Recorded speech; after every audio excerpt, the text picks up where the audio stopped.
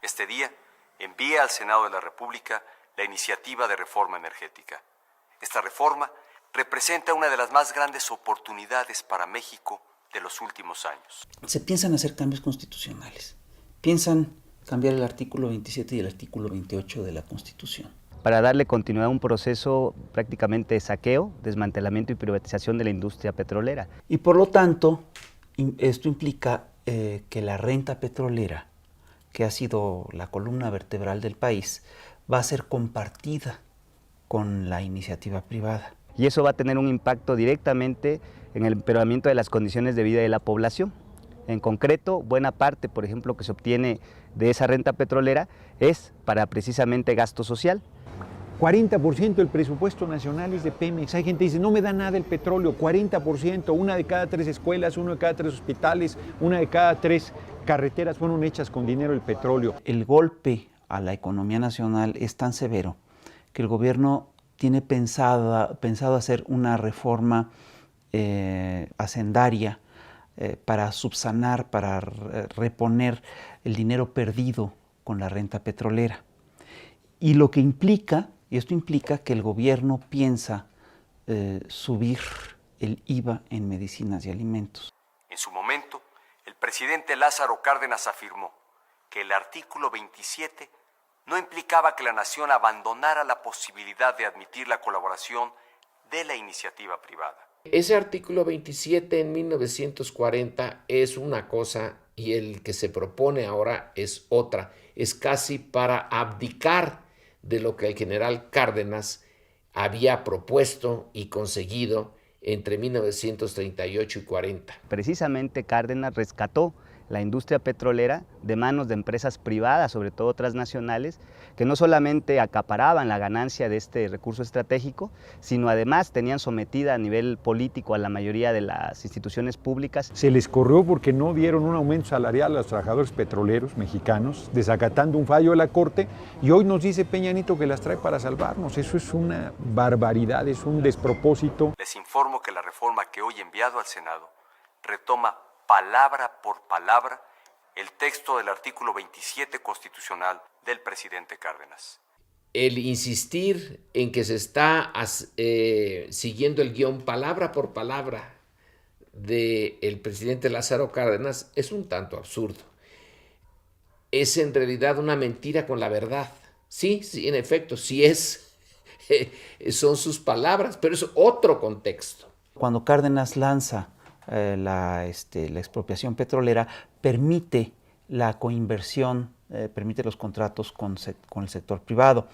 Esto, por supuesto, se da en un contexto muy peculiar, es un contexto en el que México no tiene un peso, en el que México no tiene dinero, no tiene herramientas, además está a punto de estallar la Segunda Guerra Mundial. Es un contexto además en el cual la industria petrolera está siendo boicoteada por Estados Unidos y por Inglaterra concretamente.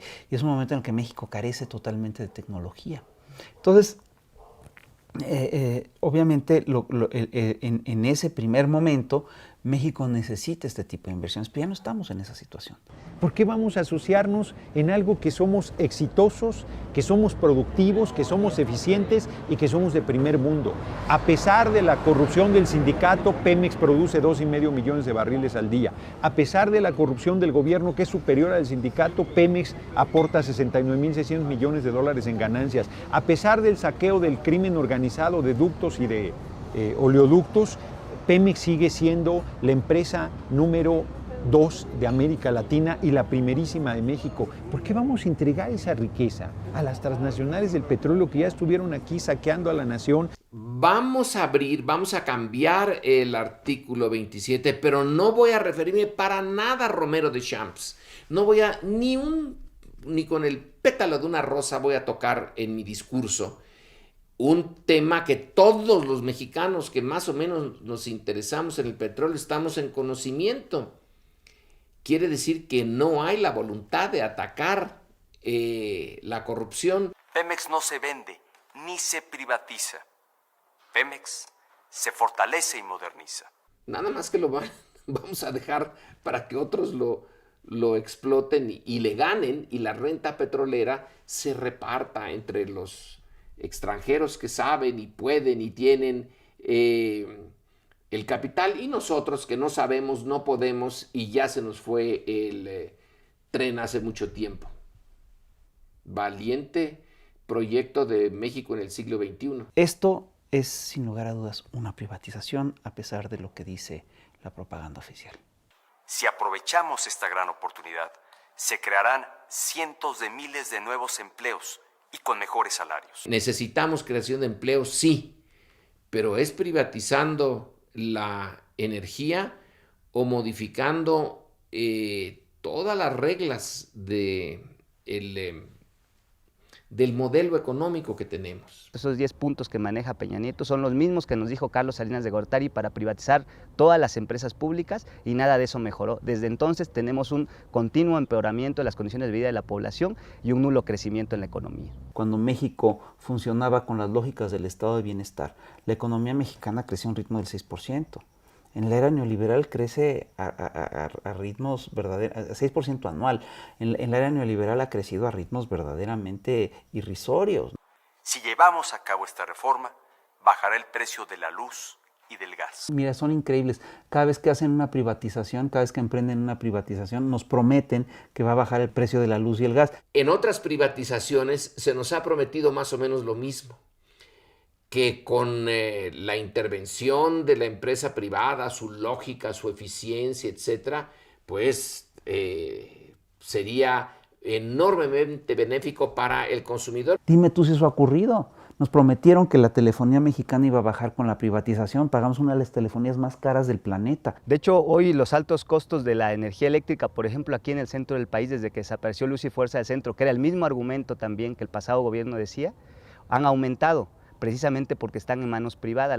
Buena parte de la producción de energía eléctrica está en manos privadas. La privatización y luego el haberlos entregado a la banca mundial, lo que antes eran bancos mexicanos, hoy tenemos que cobran unas tasas muy altas. Todo lo que viene de la industria privada es mucho más caro que lo que viene de la industria pública, evidentemente porque los privados siempre buscan la máxima ganancia. Entregaron los ferrocarriles porque los iban a modernizar.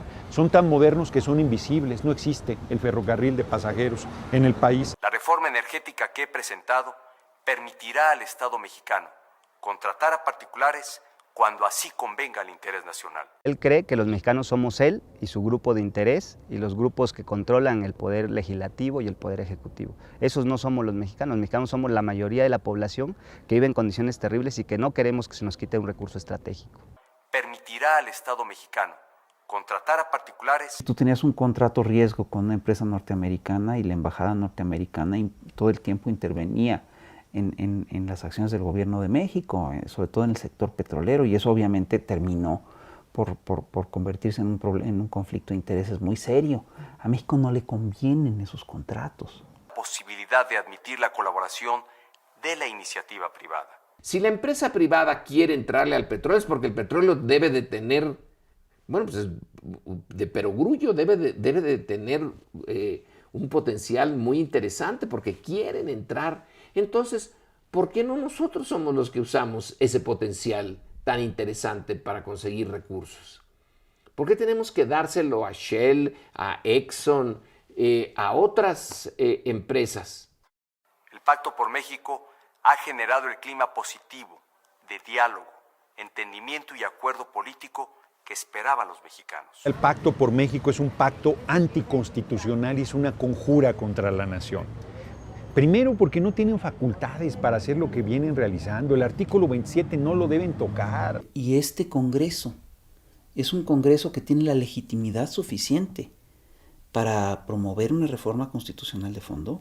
Mi impresión es que no, porque es un Congreso que surge de unas elecciones sumamente cuestionadas. Hay una crisis de representatividad en México, hay una falta de representatividad. Los partidos son oligarquías. Más o menos pequeñas, más o menos grandes, pero no representan a la sociedad, están muy desligados de ella. Entonces, si no hay medios institucionales, pues la movilización. El PRI y el PAN ya tienen los votos necesarios para aprobar esta reforma en la Cámara. Lo único que podría detener esta reforma, lo único, es la movilización ciudadana. Que toda marcha, movilización, protesta que pueda hacerse, se haga. Demostrar que no es cierto lo que dice Peña Nieto, que todos los mexicanos estamos de acuerdo o que va a ser en nuestro beneficio. Sí, estoy seguro que esta lucha no la vamos a perder, no podemos perder. Es mucho lo que está en juego y más temprano que tarde vamos a revertir todas estas barbaridades.